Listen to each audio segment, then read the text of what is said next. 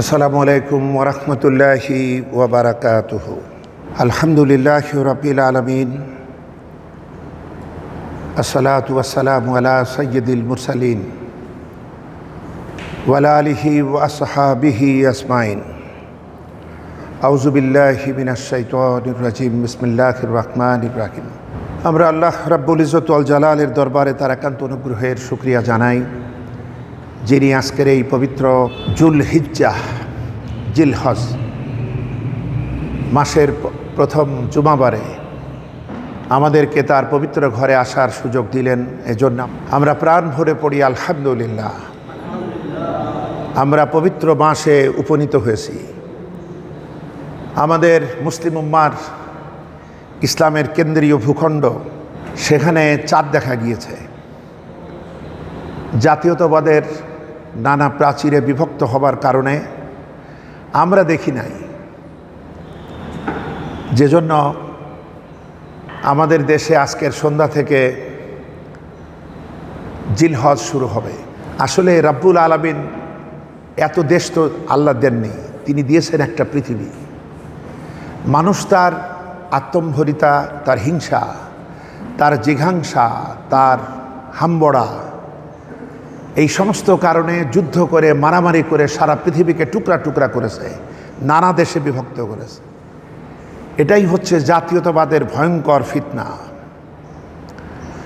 আজকে দেশে দেশে চাঁদ দেখা কমিটি, যারা চাঁদ দেখেন না, শোনেন এবং না দেখেই বলেন চাঁদ দেখা গিয়েছে, কিন্তু আসলে সারা পৃথিবী তো একটা দেশ।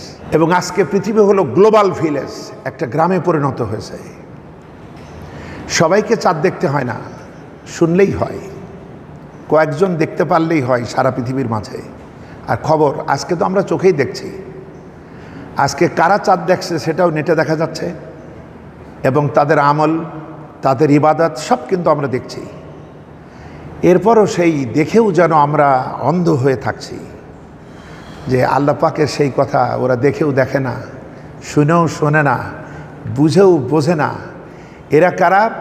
পশুর মতো, অথবা বালহুম আদল, পশুর চাইতে নিকৃষ্ট। এরকম যেন হয়ে যাচ্ছে আজকে আমরা। বন্ধুগণ, মুসলিম উম্মাহ, বিশ্বব্যাপী মুসলিম উম্মাহ, বিশ্ব নবীর উম্মাত। আমরা কোনো আগের নবীদের মতো কোন একটি সংকীর্ণ গোত্র নই, জাতি নই, কিন্তু জাতীয়তাবাদের এই হিংসার এই ফিতনা আমাদেরকে টুকরা টুকরা করেছে।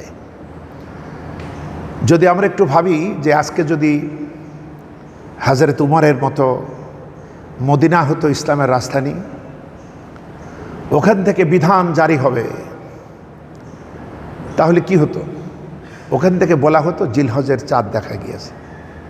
সারা পৃথিবীতে জিলহজের রহমতের হাওয়া প্রবাহিত হবে, মাহে রমজানের চাঁদ দেখা যাচ্ছে, সারা পৃথিবীতেই খবর পৌঁছে যাবে আজকের এই টেকনোলজির দাবি অনুসারে। কিন্তু আজকে আমাদের হিংসা, আমাদের জিঘাংসা, আমাদের যে টুকরা টুকরা আমরা হয়েছে আজকে নানা পরিচয়ে, এই পরিচয়টুকু আমাদের একসাথে একীভূতভাবে ইবাদত করতে দিচ্ছে না। এর সমাধান কি? এর সমাধান হলো কেন্দ্রীয় খেলাফত। কেন্দ্রীয় খেলাফত, বিশ্বব্যাপী মুসলিম উম্মার কেন্দ্রীয় খেলাফতি হলো আজকের এই সমস্ত ফিতনা ফাসাদের মোকাবেলায় একমাত্র সমাধান। যতদিন না হয় এর দায়িত্বশীলরা নেবেন। আল্লাহ পাক আমাদেরকে না দিন, আমরা বলি আমিন। পাশাপাশি দায়িত্বশীল ব্যক্তিবর্গদেরকেও সুমতি দিন, তাদেরকেও কালেমার ভিত্তিতে এক হয়ে দায়িত্ব পালনের তৌফিক দিন। ভ্রাতৃত্ব বোধে তারা যেন উদ্বুদ্ধ হয়ে আল্লাহর দ্বীনকে কায়েমের জন্য যোগ্যতার ভিত্তিতে তারা ভূমিকা নিতে পারুন, আমরা বলি আমিন। সুতরাং পবিত্র জিলহজ, এ মাসের এই 10টি দিন মহাপবিত্র। এ মাসের নেক আমলের মধ্যে রোজা রয়েছে, নফল ইবাদত রয়েছে, বিশেষ করে জিকির রয়েছে। সেই তাওহীদেরই জিকির, সুবহানাল্লাহ, আলহামদুলিল্লাহ, আল্লাহু আকবার, লা ইলাহা ইল্লাল্লাহ, এইগুলা বেশি বেশি করে আমাদের পড়তে হবে, স্মরণে রাখতে হবে।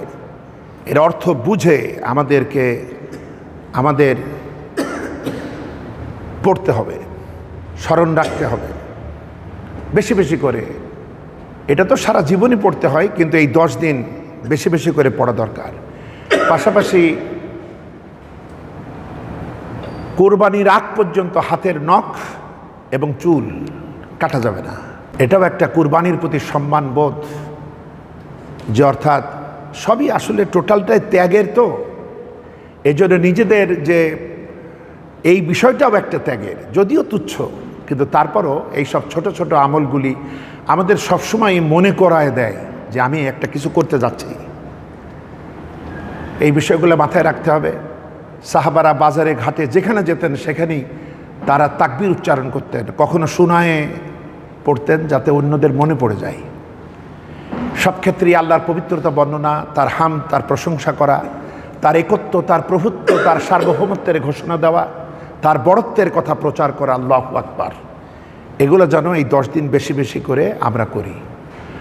আর এছাড়াও তো 9 জিলহজের ফজর থেকে 13ই জিলহজের আসর পর্যন্ত আমাদের ওয়াজিব তাকবীর পড়তে হবে। এটাও আমরা পড়ে থাকি, আমাদের যারা জামাতে নামাজ পড়ি তাদের তো মনে হয়েই যায়। তো সুতরাং এই কাজটা করতে হবে যাতে বিশ্বব্যাপী সারা জগৎ থেকে বিভিন্ন ভাষাভাষী আল্লাহর বান্দারা, ধনী গরিব দরিদ্র নির্বিশেষে যারাই, যাদের আল্লাহ তৌফিক দিয়েছেন, তারা আল্লাহর ঘরে গিয়ে যে তারা তাকবীর ধরে দিচ্ছেন, সেই কেন্দ্রীয় তাকবীরের সাথে আমাদের তাকবীর মিলেমিশে যেন আমরা ফায়দামান হতে পারি। আল্লাহ পাক কবুল করুন, আমরা বলি আমিন। সূরা আনামের 162 এবং 163 নম্বর আয়াত। আমরা যে আমল করি এর স্পিরিটটা কেমন হবে, এর কেন্দ্রীয় বৈশিষ্ট্য কেমন হবে, এটা একটু বুঝে নেই। আল্লাহ পাক নবীজির মাধ্যমে আমাদেরকে বলতে বলছেন, কুল ইন্না সলাতি ওয়া নুসুকি ওয়া মাহইয়ায়া ওয়া মামাতি লিল্লাহি রাব্বিল আলামিন। আপনি ঘোষণা দিন, নিশ্চয়ই আমার সালাত, আমার কুরবানি, আমার বেঁচে থাকা, আমার মরে যাওয়া, এই সব কিছু আল্লাহর জন্যই নিবেদিত, আল্লাহর জন্যই উৎসর্গিত। সুবহানাল্লাহ। আর কারোর জন্যই নয়। আমি বেঁচে আছি তার জন্য, অতএব আমার পুরো জীবনের সময়টুকু তার কাজই করতে হবে। আমি মরব সেটাও তার জন্যই, তার ইচ্ছাই যেমন, পাশাপাশি আমার মৃত্যুও যেন তার প্রতি প্রেম নিবেদনের মাধ্যমে হয়। আমার সালাত লোক দেখানো যেন না হয়। আমরা অনেকেই বলি যে সালাত হলো, নামাজ হলো বেহেশতের চাবি। আমাদের কথা ঠিক আছে, কিন্তু বুঝার মধ্যেই প্রবলেম। যে নামাজ বোঝে না, যে নামাজ দায় সারা গোছের পড়ে, সেও মনে করছে আমি একটা চাবি পাইছি, জান্নাতের চাবি পাইছি। কিন্তু সূরা মাউনের মধ্যে আল্লাহ পাক বলছেন, ফাওয়াইলুল লিল মুসাল্লিন, ধ্বংস ওই সমস্ত নামাজিদের, ওই সমস্ত মুসল্লিদের জন্য ধ্বংস যারা তাদের নামাজে অমনোযোগী এবং নিত্য প্রয়োজনীয় জিনিসগুলা এরা প্রতিবেশীদেরকে ধারও দেয় না, সহযোগিতাই দেয় না। তাহলে আল্লাহ পাক দেখেন, সালাত আল্লাহর এত পছন্দনীয় আমল, এবং যারা সালাতের মাধ্যমে আমরা বান্দার খাতায় নাম লিখাই, এবং এটাই আমাদের ইমানের প্রথম স্বীকৃতি যে আমার ইমান যে আছে তার প্রমাণ এর মাধ্যমে। কিন্তু আল্লাহ পাক এখানেও ধ্বংস কামনা করলেন মুসল্লিদের, কারণ ওই সব মুসল্লি যারা আসলে প্রাণ থেকে, আত্মা থেকে, অন্তর থেকে নিবেদিত হয় না। তো যে জন্যে এইগুলা আমাদের সব কিছুই আরও গভীর নিবিড়ভাবে যাতে আমরা পালন করতে পারি, এদিকে যেন খেয়াল করি। বন্ধুগণ, আমাদের চাবি পাইলেই তো হবে না, আমাদের চাবিওয়ালা হলেই হবে না, আমাদের ঘরওয়ালাও হইতে হবে। সালাত বেহেশতের চাবি হবে ঠিকই, কিন্তু বেহেশতের মালিকও তো আমার হতে হবে। আমাদের যখন তালার চাবি হারিয়ে যায়, তখন আমরা এক শ্রেণীর লোক খুঁজি যে এক গাদা চাবি নিয়ে ঝুমঝুম করে ঘোরে। ওরে যদি লাগাই দিই, ও শুধু আমার বাড়ি না, বাংলাদেশের সমস্ত বাড়ির তালাই সে খুলতে পারবে। কিন্তু সে কিন্তু যতগুলা তালা খুললো ততগুলা বাড়ির মালিক কিন্তু সে না, সে চাবিওয়ালা। তা আমরা অনেকেই শুধু চাবিওয়ালা, কিন্তু ঘরওয়ালাও তো হতে হবে, যে জন্য আরও কিছু কাজ আছে। বন্ধুগণ, এজন্য আমাদের সবথেকে বড় কথা হলো, ইসলামের সূচনা হয়েছিল পড়া দিয়ে, জানা দিয়ে, বোঝা দিয়ে। আমাদের এই জানা বোঝার কাজটা আমাদের করা দরকার। আমরা এই ব্যাপারটা বেমালুম ভুলে থাকছি, আমরা জানার কাজটা করছি না, অন্য সব জানছি। যে কোনো বই হাতে নিলেই আমরা বোঝার চেষ্টা করি, কিন্তু যার কারণে আমি বান্দা, যে আল্লাহর বিধিবিধানের কারণে এবং যেটা মানার মধ্যেই আমার কল্যাণ, সেই কাছে তার কাছে গিয়ে আমরা অবুঝ হই। আমাদের দেশের খুতবাগুলিতে শুধু আরবি বুঝায় দেয়া হয়, শুধু আরবি বুঝায় দেয়া হয় না, শোনায় দেয়া হয়। আমরা ছোটবেলা থেকে এই ব্যাপারেই অভ্যস্ত যে আসলে এই দুটো জিনিস মন্ত্র পড়ার মতো পড়ে দেবে, আমরা শুনলাম, এটাই আমাদের যথেষ্ট না। খুতবা বোঝা ওয়াজিব, খুতবা শোনা ওয়াজিব, মানে খুতবা বোঝা ওয়াজিব। সাহাবীরা কে বুঝতেন না? তাদের মাতৃভাষা ছিল আরবি, তারা যখন শুনতেন, শোনা মানেই বোঝা। গত জুমায়ও বলেছি, কোনো কথা হবে তখন যখন আমি বুঝবো, আর যদি না বুঝি তাহলে সেটা একটা আওয়াজ।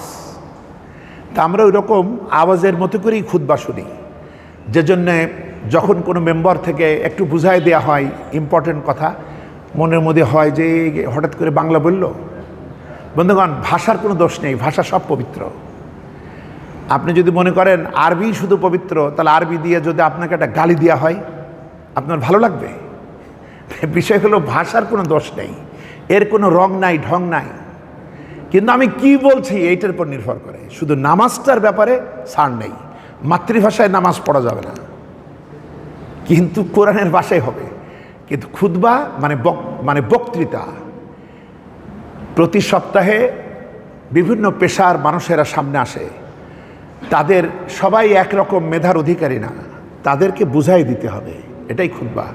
যদি আপনি না বোঝেন তবে খুতবার হক আদায় হবে না, এই ওয়াজিব আদায় হবে না। তো নিয়ম হলো, পিপাসা মেটবে যদি আপনি পানির কাছে যান, নদীর কাছে যান, কলের কাছে যান, পুকুরের কাছে যান। তো এখন আপনি যেতে পারছেন না, তাহলে বিকল্প পথ কি? ওই নদীটা আপনার কাছে আসবে, যদিও তা কঠিন, তারপরও এই দুইভাবে পিপাসা মেটে। তা আমাদের দেশে আমরা যে অবস্থায় আছে, যে শিক্ষা ব্যবস্থার মধ্যে আছে, আমরা অনেকেই বুঝি না, জানি না, যে জন্য খুতবা বোঝায় দিতে হয়, যেহেতু তিনি বোঝেন না, নইলে ওয়াজিবই আদায় হবে না। বর্তমান বিশ্বের, তিনি বেশ কয়েক বছর আগে ইন্তেকাল করেছেন, বর্তমানে সারা পৃথিবীতে যত আলিম বেঁচে আছেন, তারা সবাই যাকে উস্তাদ মানেন, তিনি হচ্ছেন আরবের অন্ধ আলিম শায়খ আব্দুল্লাহ বিন বাস। তার লেখা বিশাল ফতোয়ার কেতাব, 20-22 বছরে তিনি অন্ধ হচ্ছেন। তিনি দেখুন আল্লাহ তাকে কি ইলম দিলেন। তিনি যখন অন্ধ হচ্ছেন, কোনো মতেই ভালো হওয়ার সম্ভাবনা নেই, তখন তিনি বলছেন, আল্লাহ তুমি আমার চোখের আলো ছিনাই নিচ্ছ নাও, কিন্তু আমাকে ইলমের আলো দিও। তা আল্লাহ এতই দিয়েছিলেন, তিনি কোনো কথা বললেই আলেমেরা সেটা লিখে নিত। আলেমদের ভিতরে যত মতভেদই থাক, এই মতভেদ তার সামনে এলে সমাধান হয়ে যেত। তিনি বলছেন, দুনিয়ার দেশে দেশে মাতৃভাষার বাইরে খুতবা দেওয়া জায়েজই নাই। ভালো করে বোঝেন, খুতবা আপনাকে বুঝাই দিতে হবে, হয় আপনি বুঝবেন, না হয় আপনাকে বুঝাই দিতে হবে। খুতবা হবে মাতৃভাষায়। হ্যাঁ, প্রয়োজনে আমরা সওয়াবের জন্য কোরআনের আয়াত আনবো, আমরা হাদিসের কথা আনবো, এবং সেটা কোরআন হাদিস কেন্দ্রিক, জনগণ যাতে বুঝতে পারে সেই জন্য বুঝার মতো করে বুঝাই দিতে হবে। সবাই যদি আরবি বোঝে তাহলে আর বাংলায় বলার দরকার নেই। লন্ডনে ওখানকার গুরুত্বপূর্ণ মসজিদগুলোতে 4 ভাষায় খুতবা হয় জুমার দিন। আরবিতে হয়, উর্দুতে হয়, ইংরেজিতে হয়, বাংলায় হয়, 4টা ভাষায়, যেহেতু 4 রকমের ভাষাভাষী মুসলমানেরা থাকেন। আর নামাজে আমরা যা পড়ি, এগুলা তো অনেকে বলে যে নামাজের এগুলাও যদি বাংলায় বলা যেত না, এত চালাক হওয়া যাবে না, এত সুবিধা পাওয়া যাবে না। এগুলো তো বুঝি। সূরা ফাতিহা কে না বোঝে? যে বোঝে না সে হতভাগ্য, তাকে বুঝে নেওয়া উচিত। সৌদি আরব থেকে ঘুরে এসে এক হাজী সাহেব বলছে, ওখানে সবই আরবি, শুধু 2টা জিনিস দেখলাম বাংলা। লোকেরা বললো, কি কি বাংলা দেখলে? বলছে, একটা হলো আসসালামু আলাইকুম, আর একটা আলহামদুলিল্লাহ সূরা। মানে ওইটা ওনার মুখস্থ ছিল, তাই মনে করেছে যে এই দুটো জিনিস হলো বাংলা আর সবই আরবি। তে যাই হোক, আমাদের মাথায় রাখতে হবে খুতবা যারা বুঝাই দিচ্ছেন না তারা নিজেরাও ভুল করছেন এবং গোটা মুসল্লিরা ওয়াজিব তরক করছেন, এই অপরাধ তাদের হচ্ছে।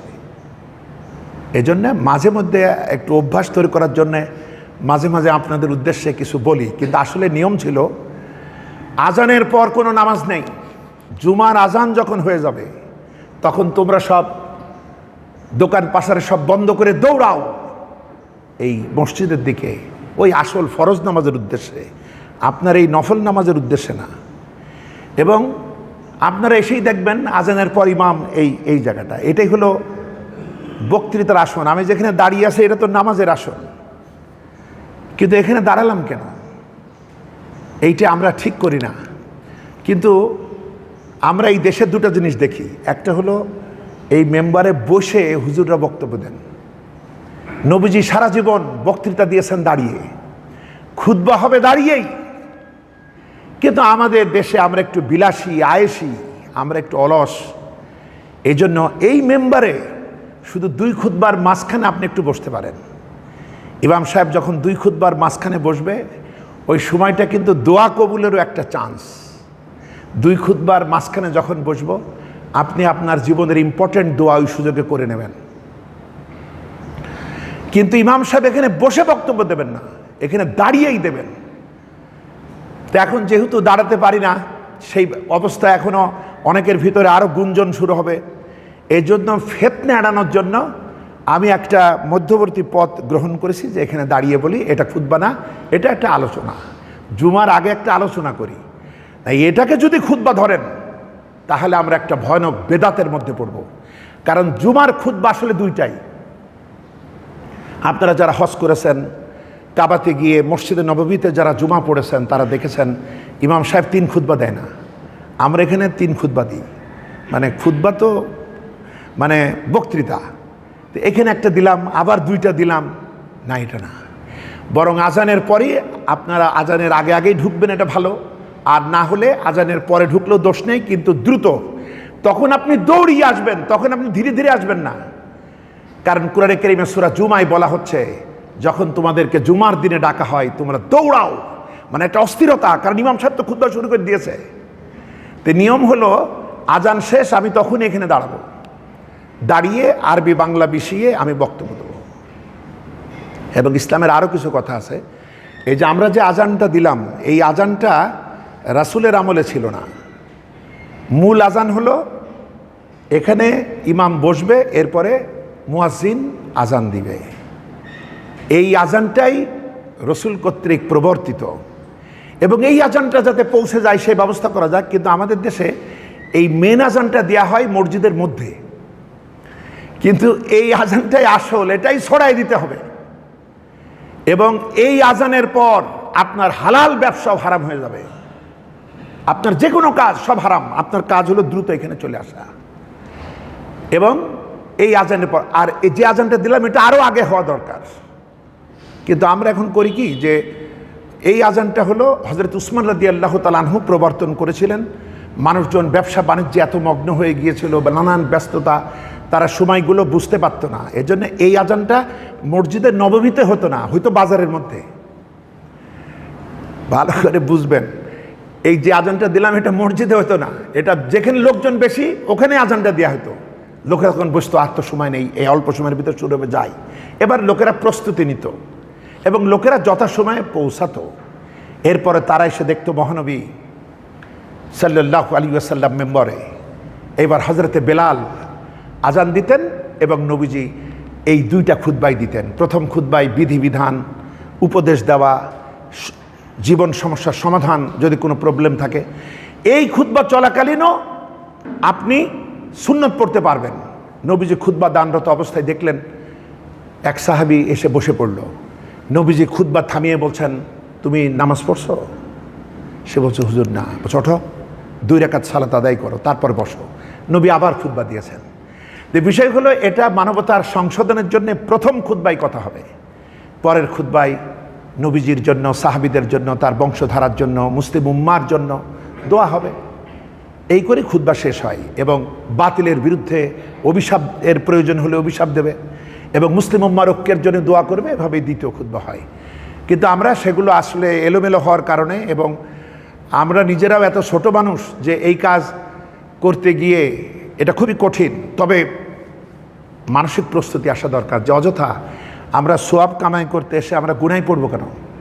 এই সাহস যদি আপনাদের তৈরি হয় তাহলে এই কাজটা করা যায় যে আজান হওয়ার পর আর আপনার কোনো নামাজ নেই, আপনি খুতবা শুনবেন এবং খুতবার পর এই যে আমরা 4 রাকাত নামাজ পড়ি, কত মতভেদ এটা নিয়ে বাংলাদেশে। 4 রাকাত কাবলাল জুমা, আপনার যত নামাজ পড়া দরকার আপনি আজানের আগে পড়বেন। আজানের আগে যত নামাজ আছে আপনি পড়ে নেবেন, যত রাকাত পারেন। এই যে আমার কিছু ভাইরাও তারা পড়ে, অনেক নফল নামাজ পড়েন, হ্যাঁ পড়েন, অসুবিধা নেই। শুধু দেখবেন নিষিদ্ধ সময় কোনটা সূর্যের, এটা বিভিন্ন সময় চেঞ্জ হয়। এটা যদি আপনারা ক্যালেন্ডার দেখে নেন যে তাহলে বুঝবেন সেই সময় থেকে আজানের আগ পর্যন্ত যত নফল নামাজ আপনারা পড়ুন। আর কোনো বাস্তব কারণে যদি দেরি হয়ে যায় তাহলে ইমামের খুতবা চলাকালীনও আপনি 2 রাকাত নামাজ পড়ে নেবেন। 4 রাকাত কাবলাল জুমার কোনো সহি ভিত্তি নাই। হাদিস আছে, হাদিসে তো বহু কিছুই আছে, কিন্তু আপনার সহি শুদ্ধ যদি আপনি আমল করতে যান নেই। এত নামাজ নেই। আপনার জোহরের নামাজের মতো 4 রাকাত ফরজ ছিল, শুক্রবারে 2 রাকাত করে দেয়া হলো। ফরজ যেখানে শর্ট হয়ে যায় সেখানে এত নফল আপনি পান কোথায়? আগে তো মুরব্বীরা জানেন, আগে মসজিদে গিয়ে আরও 4 রাকাত আখেরুজ জোহরও পড়া লাগতো, লোকেরা এত নামাজ পড়তো। তো জোহরের নামাজের ডবল 3 গুণ নামাজ আগের লোকেরা পড়তো। কিন্তু আজকে জুমায় আসল কাজই হলো জানা, নির্দেশ পালন করা, কর্মসূচি বাস্তবায়ন করা, সারা সপ্তাহের হিসাব মাথায় নিয়ে ইমাম তার সমাধান দিবেন। এটাই হলো জুমার বাস্তবতা। আর সুন্নত নফলের জায়গা আসলে মসজিদ না। এই যে আমাদের মন খারাপ হয় যখন আমাদের মোনাজাতে সামিল না হয়ে কিছু লোকেরা চলে যায়, আমাদের মন খারাপ হয়। মন খারাপের কিছু নাই। আপনি ফরজ নামাজের পর যদি এখানে নামাজ না পড়ে বাসায় যান তাহলে আপনি 2 রাকাত বাদাল জুমা পড়লেই হবে। কিন্তু যদি এখানে পড়েন আপনাকে 4 রাকাত পড়তে হবে। খেয়াল করেন তাহলে মর্যাদা কোথায়? তাহলে নফল জাতীয় যে কোনো নামাজের মর্যাদা নিজের বাড়িতে। আর এখানে যদি পড়েন 2 রাকাতের জরিমানা দেবেন, আরও 2 রাকাত এবং 4 রাকাত পড়বেন। আর বাড়ি গেলে শুধু 2 রাকাত বাদাল জুমা পড়লে হবে। নবীজি বলছেন তোমাদের ঘরগুলাকে তোমরা কবরস্থান বানায়ো না, কারণ বাড়িতে ছোট বাচ্চা টাচ্চা আছে, মেয়েরা আছে। আমরা তো ওদেরকে এখনও সেই অধিকার দিতে পারি নাই। কিন্তু যখন গিয়ে আমি জায় নামাজটা বিছিয়ে 2 রাকাত নামাজ পড়বো, তাদের মনে পড়বে আমাদের জোহরের নামাজটা পড়তে হবে। ছোট বাচ্চা থাকলে সে এসে আপনার পাশে দাঁড়াবে। এই জন্য নবীজি বলছেন তোমাদের ঘর বাড়িগুলাকে কবরস্থান বানায়ো না, কারণ কবরস্থানে নামাজ চলে না। যে জন্য নফল এবং সুন্নাতের জায়গা আসলে নিজের বাড়িতে। আর শুক্রবারের দিন যদি বাদাল জুমা মসজিদে পড়েন আপনাকে 4 রাকাত পড়তে হবে। তো বিষয় হলো, কয়েকটি বিষয় বললাম। একটা হলো আমাদের একটু ক্লোজ হওয়া দরকার যে এই 3 খুতবা না, আসতে হবে 2 খুতবাই। সেই প্রস্তুতি আমাদেরকে মানসিকভাবে নিলে আমিও সাহস করে এই কাজ শুরু করতে পারবো ইনশাআল্লাহ। আমরা বলি ইনশাআল্লাহ। বন্ধুগণ, আমরা শোনেন, মুসলমানের অবস্থা কী হবে জানেন? যে আমাদের মাথায় কি চাপানো আছে ওইটা যুগ যুগ ধরে না, বরং যখনই আমি সত্যকে শুনবো তখনই সামেনা ও আতানা, শুনলাম আর মেনে নিলাম। একটু আন্তরিকতার, একটু সাহসের ব্যাপার, তাহলে সমাজ ভেঙে ফেলা যায়। আমার নবী তো ভাঙা গড়ার কাজ করেছেন, হযরত ইব্রাহিমও ভাঙা গড়ার কাজ করেছেন। এগুলো সবই সম্ভব যদি আমার এম ইন লাইফ, আমার জীবনের লক্ষ্য যদি এই হয়, কুল ইন্না সালাতি ওয়া নুসুকি ওয়া মাহইয়ায়া ওয়া মামাতি লিল্লাহি রাব্বিল আলামিন। নিশ্চয়ই আমার সালাত, আমার কুরবানি, আমার বেঁচে থাকা, আমার জীবন, আমার মরণ সবটুকু আল্লাহর জন্য নিবেদিত। কোন আল্লাহ? লা শারীকা লাহু ওয়া বিযালিকা উমিরতু ওয়া আনা আউয়ালিল মুসলিমিন। সেই আল্লাহর কোনো, সেই প্রভু, সেই রবের কোনো শরীকি নাই, এটাই আমি ঘোষণা করছি। আর আমি সর্বপ্রথম মুসলিম, এবং আমি সেই আল্লাহর জন্য আদিষ্ট হয়েছি যে নিজেকে এভাবেই উৎসর্গিত করব এবং এই শিরকের বিরুদ্ধে আওয়াজ তুলব, ওয়া বিযালিকা উমিরতু, এভাবেই আমাকে নির্দেশ করা হয়েছে। ওই যে 4টে পয়েন্টে যে স্লোগান দিলাম, নামাজটা তার, কুরবানি, এই যে আমার ত্যাগ তিতিক্ষা জানমালের যত কুরবানি, এটাও তার জন্য, আমার জীবনটাও তার জন্য, আমার মরণটাও তার জন্য, এভাবেই আমাকে আদেশ করা হয়েছে। এবং তিনি কে? তার কোনো শরিক নাই, আর আমি সর্বপ্রথম মুসলিম। খেয়াল করুন, অর্থাৎ একজন মুসলিম। সাহসটা দেখেছেন? ভীরু কাপুরুষের জায়গা আসলে ইসলামে নাই বন্ধুগণ। এই আদর্শ দিয়েই আমরা যে কুরবানি জবাই করি, সেখানেও এই দোয়া পড়তে হয় বন্ধুগণ। এটা আমাদের পক্ষ থেকে আল্লাহর রাহে নিবেদিত কুরবানি, সবই উৎসর্গিত বন্ধুগণ। হযরত ইব্রাহিম আলাইহিস সালাম, একটি ছোট্ট পরিবার, কত নিবেদিত প্রাণ, সারা বিশ্ব মানবতা সেই পরিবারের জয়গান গাচ্ছে। নবীজিকে সাহাবারা প্রশ্ন করছে, ইবনে মাজার হাদিস 3127 নম্বর হাদিস, যে নবীজি কুরবানিটা কি? তিনি বলছেন, এটা তোমাদের পিতা ইব্রাহিমের সুন্নাহ। সুবহানাল্লাহ, সুন্নাত আবিকুম ইব্রাহিম, নবীজির ভাষা, যে এটা তোমাদের পিতা ইব্রাহিমের আদর্শ, ইব্রাহিমের সুন্নাহ। 3126 নম্বর হাদিস, ইবনে মাজার, নবীজি বলছেন, এই দিন, কুরবানির দিন, রক্ত প্রবাহিত করা, আল্লাহর রাহে কুরবানি করার চাইতে কোনো পছন্দনীয় আমল আল্লাহর কাছে আর নাই। সুবহানাল্লাহ, অর্থাৎ এইটা সবচেয়ে ভালো আমল। এবং নবীজি হুঁশিয়ারি দিচ্ছেন, ইবনে মাজার 3123 নম্বর হাদিস, কুরবানির সামর্থ্য থাকা সত্ত্বেও যারা কুরবানি করে না, ওরা যেন ঈদগাহের ধারেও আসে না। ঈদগাহের ধারে গিয়ে উকি ঝুঁকি মারবেন, এটাও সুযোগ নেই। ফালা ইয়াকরাবান্না মুসাল্লানা, তারা যেন আমাদের ঈদগাহে এই যে নামাজের মুসাল্লার ধারেও যেন না আসে। তার আবার কিসের নামাজ? তার সামর্থ্য ছিল, ত্যাগ করলো না। সে তার বাপের আদর্শ কি বোঝে না? বন্ধুগণ, একটা মানুষ, আপনি হাজেরার ব্যাপারটা চিন্তা করেন, যিনি ছিলেন এক বন্দী, এরপরে হলেন বান্দি, এরপরে এলেন হযরত ইব্রাহিমের ঘরে, সেখানেও বেশি দিন টিকতে পারলেন না। ইব্রাহিমের সংসারে তার পরিবারে থাকার মতো পরিস্থিতি হলো না। হযরত ইব্রাহিম আলাইহিস সালাম তাকে স্ত্রীর মর্যাদা দিলেন, সন্তান হলো ইসমাইল। দুগ্ধপোষ্য সন্তানকে সহই রেখে আসতে বলা হলো। আপনি দেখেন, পুরা ইসলামটাই ত্যাগের উপরে গড়া। এবং রাখতে বলা হলো, ভিতরে ভিতরে কি ঘটছে এটা তো হাজারে জানে না। ইব্রাহিম তো সব কথা খুলেও বলে না। এত দূর এই মরুভূমি, তার দোয়াটা দেখেন, কুরআনে কারীমে সূরা ইব্রাহিম এর 37 নম্বর 38 নম্বর আয়াতে কারিমা। তিনি তাদেরকে রাখছেন কোথায়? রব্বানা ইন্নী আসকানতু মিন যুররিয়্যাতি বিওয়াদিন গায়রি জি যারইন ইনদা বাইতিকাল মুহাররাম। হে আমার রব, আমার পরিবারের এই কয়েকজনকে তোমার এই বৃক্ষ লতা শূন্য প্রান্তর, এখানে একটা গাছও হয় না, এত রুক্ষ ময়দান, এই বৃক্ষ এবং লতা শূন্য অনুর্বর উপত্যকায় আমার পরিবারের একটা অংশকে এখানে রেখে যাচ্ছি, যাতে হে আমার রব এরা যাতে সালাত কায়েম করে। তুমি মেহেরবানি করে কিছু মানুষের দিলকে এদের প্রতি অনুরাগী করে দিও, আর ফলমূল দিয়া এদের রিজিকের ফয়সালা করো। তিনি এদের সামনেই দোয়া করছেন না, তিনি আড়ালে গিয়ে দোয়া করছেন। মাঝখানে যে ঘটনা ঘটল, প্রথমে তো অবাক ঘটনা, এরকম একটা দৃশ্য পৃথিবীতে থাকলে না বোঝা যায় ঠিক আছে, কিন্তু এত অবহেলিত জীবন, এত নির্মম জীবন, এক দেশ থেকে আরেক দেশে দেশান্তরিত হযরতে হাজেরা, আহারে কোনো আশ্রয় নাই, রেখে চলে যাচ্ছে সামান্য একটু পানি আর তে শুধু হাজেরা প্রশ্ন করলে এটা কি আল্লাহর হুকুম? কারণ সে তো জানে তার স্বামী নবী। তিনি শুধু হাঁ বললেন, চোখে টলমল পানি। ইব্রাহিমের কি ভালো লাগছে? এরপরের আয়াতটা 38 নম্বর আয়াত পড়লেই, আপনি একা পড়লে চোখে পানি চলে আসে, যে 38 নম্বর আয়াতে গিয়ে তিনি বলছেন, হে আমার রব, তিনি একটা আড়ালে গিয়ে দোয়া করছেন। আমরা যেটা প্রকাশ করি আর যেটা গোপন করি তুমি তো সবই জানো।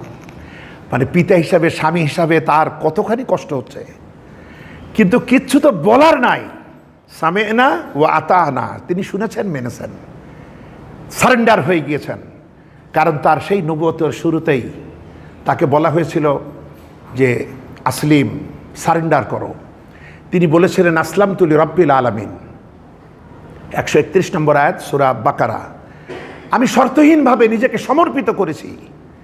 এরপরই পরীক্ষা শুরু হয়েছে। তে পরীক্ষার এই যে মর্মান্তিক একটা বিষয়, একটা দিক, কি ভয়ঙ্কর, যে তাই তিনি বলছেন তুমি তো আমাদের গোপনটাও জানো, প্রকাশ্যটাও জানো। আকাশ ও জমিনে কোনো কিছু তোমার কাছে গোপন নাই। এই কথা বলে নীরবে চলে গেলেন। বন্ধুগণ, আজও যারা একটু চোখ মেলে মক্কাতে গিয়ে দেখেছেন, সারা পৃথিবীর কোনো ফলমূলই সেখানে হয় না, কিন্তু সারা দুনিয়াতে যত ফলমূল হয় সব আপনি মক্কার বাজারে পাবেন। হাজী সাহেব যারা গিয়েছেন জিজ্ঞাসা করবেন, তারা বলতে পারবেন যে কত রকমারই নাম না জানা ফল। ইব্রাহিমের দোয়া এখনো বর্তমান, সুবহানাল্লাহ, সেই দোয়ার কুদরত এখনো মক্কাবাসী পায়। সেখানে কিচ্ছু হয় না, কিন্তু পৃথিবীর সব ফল আপনি সেখানে পাবেন। এই যে আল্লাহ বললেন, আর কিছু মানুষের দিলকে তিনি অনুরাগী করলেন। আরও একটা ভয়াবহ ব্যাপার, ইব্রাহিম আলাইহিস সালাম যখন চলে গেলেন 7 বছর, মোটামুটি প্রায় 7 বছর পর তিনি ফিরছেন। এর ভিতরে তিনি আর আসেন নাই। সন্তান এবং স্ত্রীকে দেখতে আসার কোনো অনুমতি ছিল না। 7 বছর পরই ধরেন, প্রায় 7 বছর পর তিনি এলেন। কত অভিযোগ হতে পারে, কত অভিমান হতে পারে। বন্ধুগণ, আমরা বিস্মিত হই, খুবই অবাক ঘটনা। আল্লাহ পাকের মেহেরবান, আল্লাহ পাক কি দিয়েছেন জানেন? এই হাজেরা, এই বিদেশি মেয়েটা, এর ভাষা ছিল সুরিয়ানি, আরবি না, বাইরের মানুষ। স্বামীর ভিটায় যার জায়গা হয়নি, মা বাপের ভিটায় জায়গা হয় নাই, তার জায়গা আল্লাহ দিয়েছেন। বলেন সুবহানাল্লাহ। এই কাবার হাতিমের মধ্যেই আমাদের মা হাজেরা ঘুমিয়ে আছেন, সুবহানাল্লাহ। ওই কাবা শরীফে তার কবরটাই আছে। আল্লাহ তাকে জায়গা দিয়েছেন, এই মাকে। কি সাবরের শিরোমণি তিনি। এবার আসার পর কোনো বিবেকবান স্বামী বা পিতা এই কথা বলতে পারে? খোঁজ খবর না নিয়ে, কিছুই না, কোনো কিছু আনে নাই, এমন কিছুই নেই। উনি তো দায়িত্ব দিয়ে চলে গেছেন, আল্লাহ তুমি ওদের ফলমূলের ব্যবস্থা করো। উনি শুধু দোয়াটাই দিয়েছেন। এবার এসে বউকে তো বলতে হয়েছে যে ছেলেটাকে দাও, আমি তাকে কুরবানি করব। নবীরা কোনো কিছু গোপন করেন না, নবীরা চোখের ইশারায় কাজ করেন না, যা করেন ডাইরেক্ট। চোখের পানিতে সন্তানকে সাজিয়ে দিয়েছেন। কুরআনে কারীমে সূরা সাফফাত। এই ছেলে জন্মের আগে ইব্রাহিম আলাইহিস সালাম দোয়া করেছিলেন, রব্বি হাবলি মিনাস সালিহিন, হে আমার রব, তুমি আমার একটা নেক সন্তান দাও। আমাদের মতো আমার একটা ছেলেই দিতে হবে। সেই ছেলে পরে হবে গুন্ডা, বদমাইশ, কি হবে সে খবর নাই। আর ইব্রাহিম আলাইহিস সালাম আমাদের পিতা কি চাচ্ছেন? রব্বি হাবলি মিনাস সালিহিন। বন্ধুগণ, তিনি আমাদের আদর্শ। কোরআনে কারীমে সূরা আলে ইমরানের 95 নম্বর আয়াতে আল্লাহ বলছেন, তোমরা ইব্রাহিমকে একনিষ্ঠভাবে অনুসরণ করো। সূরা মুমতাহানা এর 4 নম্বর আয়াতে আল্লাহ বলছেন, ইব্রাহিম এবং তার সাথী সঙ্গীদের মধ্যে তোমাদের জন্য রয়েছে উত্তম আদর্শ, এটাকে অনুসরণ করো। পরতে পরতে আদর্শ। সন্তান না হলে কি চাইবেন? এই দোয়া, রব্বি হাবলি মিনাস সালিহিন, যে দোয়া কবুল হয়েছে, যে হে আমার রব, তুমি আমাকে একটা নেক সন্তান দাও। 100 নম্বর আয়াত, 100তে 100।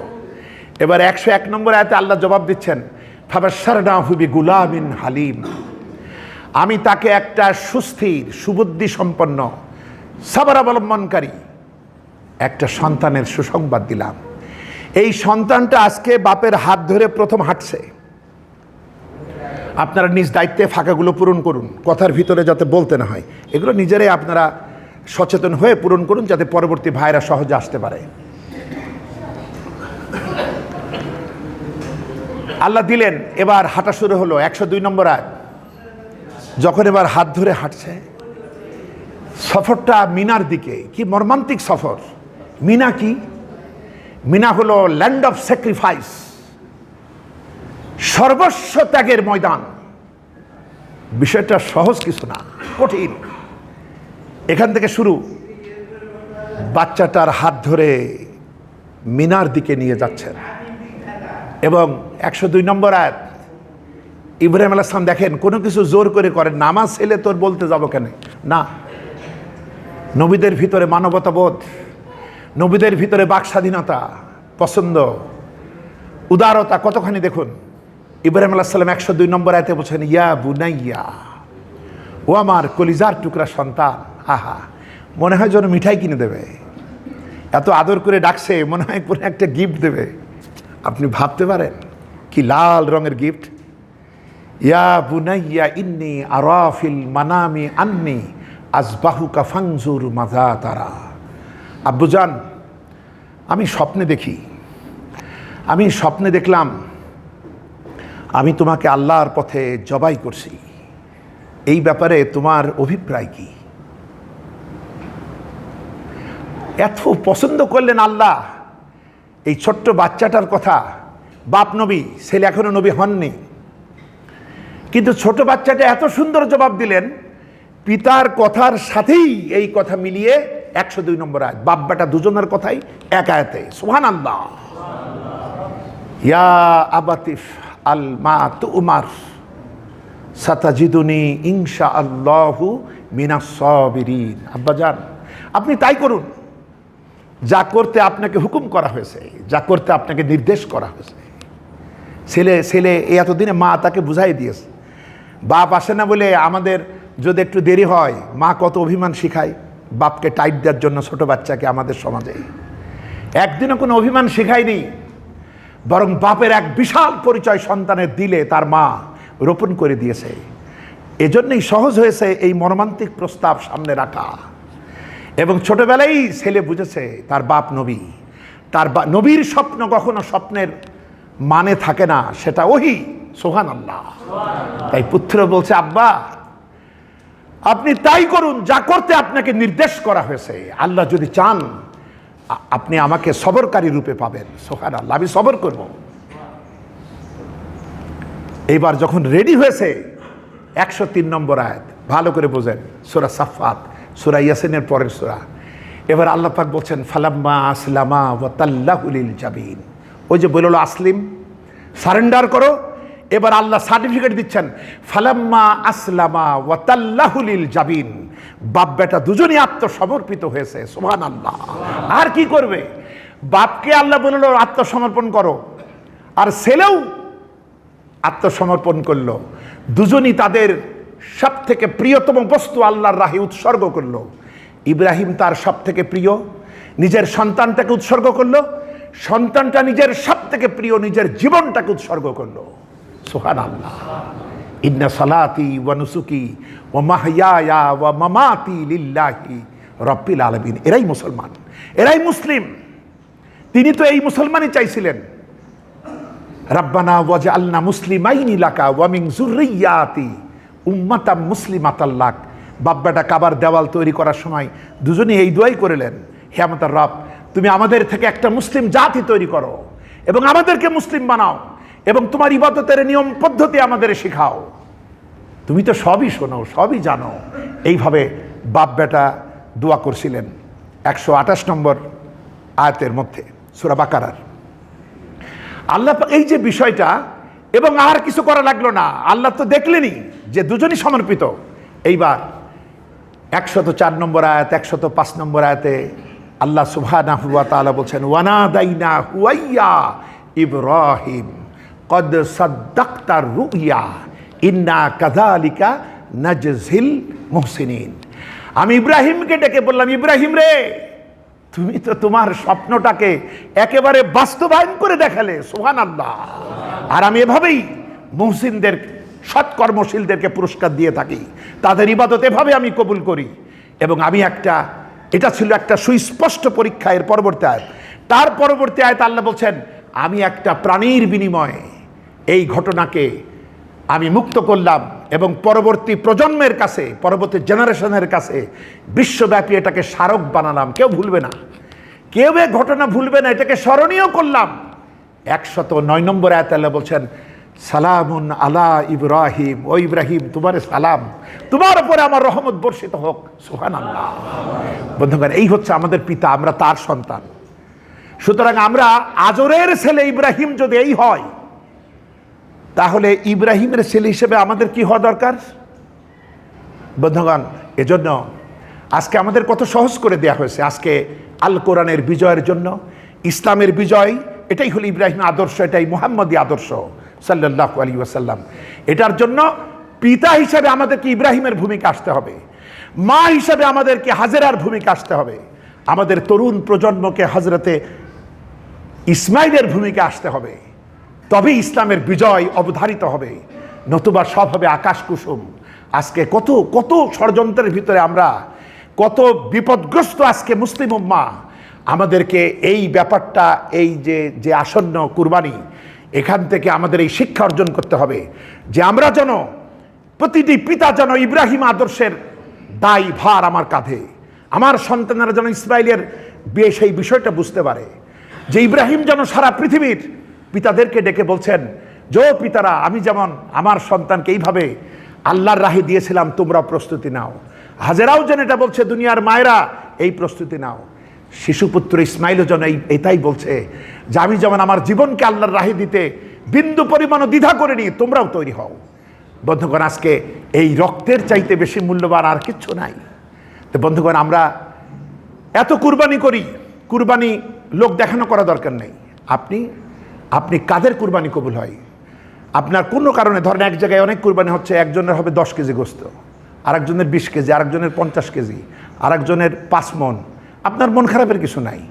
কুরবানি কাদের কবুল হয়? সূরা মাইদার 27 নম্বর আয়াত আল্লাহ পাক বলছেন, নবী, আল্লাহ পাক বলছেন, আদমের 2 পুত্রের কথা শোনাও। এরা দুজনই কুরবানি দিল। দেখেন, দুজনই নবীর সন্তান, কিন্তু একজন তো খারাপ লোকের সন্তান, আরেকজন ভালো বংশের সন্তান না, দুইজনই নবীর সন্তান। দুজন কুরবানি দিল, কবুল হলো একজনের, আরেকটার হলো না। এবার কার কবুল হলো? সে বলছে, অথবা আল্লাহ পাক বলছেন যে কেবলমাত্র মুত্তাকিদের কুরবানি কবুল হয়। সুবহানাল্লাহ। তে কুরবানি আপনি কোন রঙের করলেন, কোন ঢঙের করলেন, কত ওজন হলো, কি হলো, এইটার উপরে নির্ভর করে না। আপনি মুত্তাকি কিনা, আল্লাহর রাহে লোক দেখানো নয়, আপনি টোটালটাই আল্লাহর জন্য নিবেদিত, এরকম মন। আজকে অনেকে বলি, আপনারা আরেকটু ত্যাগ করেন, যে অনেকে, আপনি সামান্য একটা প্রাণী যদি ছোটবেলাতেই পুষে কুরবানি দেন, আপনি এই মায়াটা টের পাবেন। আর হঠাৎ করে 2 দিন আগে কিনে এনে কুরবানি দিলেন, এর মায়াটা অত বুঝবেন না, শুধু টাকার উপর দিয়ে যায়, জানের উপর দিয়ে যায় না। আর জানের উপর দিয়ে যায় যদি পোষে, তো যাদের উপায় আছে তারা পুষবেন। আবার অনেকে মনে করে, না আমরা তো একটা ইয়ে থাকি, পুষবো কি। কিন্তু আপনারা দেখেন, শহর এলাকায় ছাগল রাখার জায়গা নাই, কিন্তু কুকুর পোষার জায়গা আছে। বহু বিদেশে কুকুর কোন ফজিলতের জন্য তারা পোষে, অথচ এটা নেই। তো বিষয়টা সমন্বয় করে কাজ করা দরকার। এইভাবে আমাদের মুত্তাকি। সর্বশেষ 2টি কথা বলি, শেষ করছি। একটি হলো মুত্তাকির বিষয়টা একটু জানি। কুরআনে কারীমে সূরা বাকারার 177 নম্বর আয়াত, এখানে আল্লাহ পাক মুত্তাকি কারা এটা বলছেন। লাইসাল বিররাং তুয়াল্লু উজুহাকুম কিবালাল মাশরিকি ওয়াল মাগরিব। পূর্ব দিকে আর পশ্চিম দিকে কতবার সেজদা দিলে এতে নেকি আর পুণ্য বুঝায় না, বরং নেক এবং পুণ্য কাজ কি? আল্লাহর প্রতি ঈমান, আখিরাতের প্রতি ঈমান, ফেরেশতার প্রতি ঈমান, কিতাবের প্রতি ঈমান, নবীদের প্রতি ঈমান। এরপরে আল্লাহর মুহাব্বতে উদ্বুদ্ধ হয়ে আত্মীয় স্বজন, ইয়াতিম, অভাবগ্রস্ত যারা চায়, যারা মুসাফির এবং যারা বন্দী, এদের মুক্তির জন্য আল্লাহর রাহে, আল্লাহর মুহাব্বতে তাদের জন্য পয়সা খরচ করা। আর কি করা? সালাত কায়েম করা, জাকাত আদায় করা, আর ওয়াদা যেটা করব সেটা পালন করা। এবার আল্লাহ বলছেন, এই কাজগুলো যারা করে ওরাই উলাইকাল্লাযীনা সাদাকু। ও সর্বশেষ কাজ হলো সবর। সবর, অসুস্থতায় সবর, আর্থিক অনটনে সবর, যুদ্ধর সংকট সময়ও সবর। এই কাজগুলো যারা করে, এভাবে সবর যারা করে, আল্লাহ বলছেন ওরাই ইমানের দাবিতে সত্যবাদী। উলাইকাল্লাযীনা সাদাকু ওয়া উলাইকা হুমুল মুত্তাকুন। এবং এরাই মুত্তাকি। এটা আল্লাহর সঙ্গে। দেখেন মুত্তাকি কারে বলে। আর নবীজি বলছেন, মুসলিমের হাদিস 3609, মুত্তাকিকে নবীজি বলছেন, কারো প্রতি শত্রুতা করো না, হিংসা করো না, বিদ্বেষ করো না, কেউ একটা জিনিস কিনছে তারপরে মাতবাড়ি করে নেওয়ার জন্য আরেকটা দাম হাইকো না। কোনো ভাইকে অপমান করো না, অপদস্থ করো না। তোমরা পরস্পর ভাই ভাই মিলে থাকো, তোমরা পরস্পর তো ভাই। কুনু ইবাদাল্লাহ ইখওয়ানা, আল্লাহর গোলাম হিসেবে ভাই ভাই মিলে থাকো। শুনে রাখো, আত্তাকুয়া হা হুনা, আত্তাকুয়া হা হুনা, আত্তাকুয়া হা হুনা, তাকওয়া এখানে। সুতরাং অন্তঃকরণ, এই যে দিলের ভিতরে আল্লাহ প্রেমকে জীবন্ত করতে হবে, তাহলে আমাদের এই কুরবানি আমরা হব মুত্তাকি। এবং ওই যতটুকু সম্ভব আপনি আল্লাহর রাহে দেন। যার বড় সম্ভব সে বড় দেবেন, যার মাঝারি সে মাঝারি দেবেন, যে ছোট ভূমিকা রাখেন দেবেন, কিন্তু অযথা কৃপণতা যেন আমরা না করি এবং এইভাবে যেন দেই, তাহলে আমাদের কুরবানি কবুল হবে। আল্লাহ পাক আমাদের প্রতি রহম করুন, আমাদেরকে মেহেরবানি করুন, আমাদেরকে সাহায্য করুন। আসন্ন জিলহজের প্রতিটি মুহূর্তকে আমরা যেন আল্লাহর স্মরণে কাজে লাগাই। আর একটি কথা ভুলে গেছি, বলে দিই, সেটা হলো 9 তারিখের যে রোজা, একটা রোজা যে 10টা পারবেন না, 10টা তো আমরা পারিও না আমাদের এই কায়দা করতে গিয়ে ওদের, তো অন্তত 9 আরাফাতে যেদিন হাজিরা থাকেন ওই দিনের রোজার একটা বিরাট ফজিলত।